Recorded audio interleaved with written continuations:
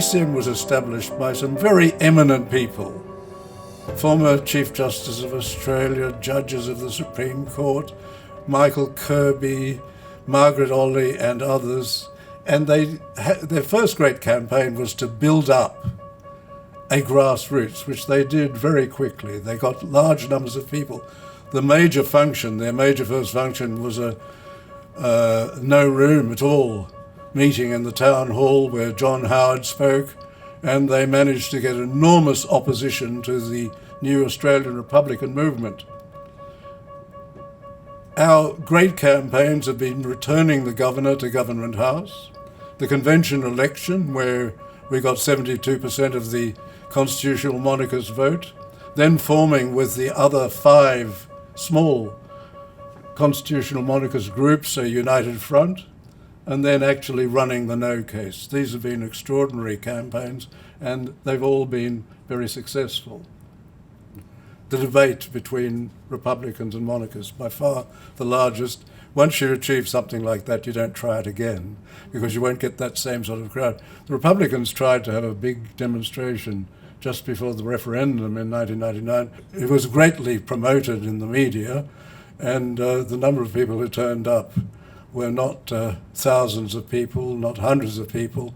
It was only a handful of people, apart from the celebrities and the musicians who actually turned up. A complete failure. The Republicans have been unable to ever equal anything like this. If you're going to run a campaign, particularly an electoral campaign, you've got to have about 50,000 or so people across the country.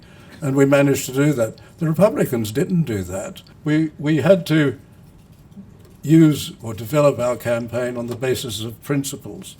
That is, we had to ensure that there was sound reason, sound legal, intellectual reasons for having such a situation.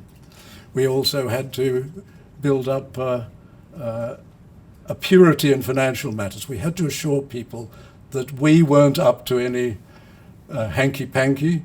So we decided that we would have an annual audit. We were obliged to have an annual audit right from the beginning.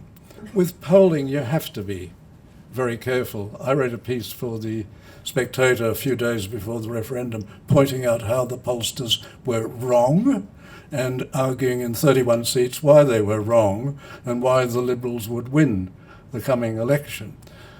We treat the pollsters ridiculously. The polls are just a tool. What we found, if you take the opinion polls, treat them as a tool, look at them over time and across the polls, you can work out sometimes a trend, and that's very helpful. And the trend in relation to a republic is down. In relation to principles, we still have a very large grassroots basis. What we've had to do is make sure, we did this in the referendum, if you're going to fight a referendum, just as if you're going to fight an election, you have to run it like a military campaign. We were in the process of getting together, restoring what we have, particularly the digital database, making sure that everything was up to date, trying to get more supporters. We were in the process of preparing for that in the event that Mr. Shorten were to lead a government. And we've got a working party, and I thought today I would like to introduce them, each of those people, to you. And they're the ones who've been working to make sure that what we have will be what we did in 1999, but doing it in a digital age. That's the importance. It's fundamentally the same, but the method of campaigning has changed to an extent. Not completely, but to an extent.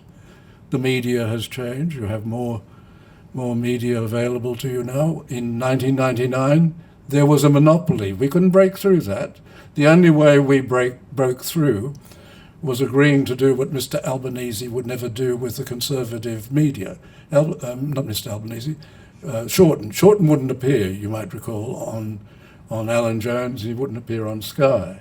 That's a very silly thing to do. I notice that Albanese has changed that. You should always go even to the hostile media, because some of your arguments come through And if they're too hostile and they treat you badly, people don't like that. So it is a good thing to appear on the hostile media. Never say no to the hostile media. We didn't, and although they were totally hostile, they were saying all the time, you're pompous, you're out of date, you're out of touch. This republic is modern, it will bring Australia into the 20th century, we'll sell more to Asia, we'll be a modern country, other countries will understand us, we won't be seen as a former British colony anymore. All of this was being said, but we still got through some of the message. So in your careers, if you have political careers, never say no to the media.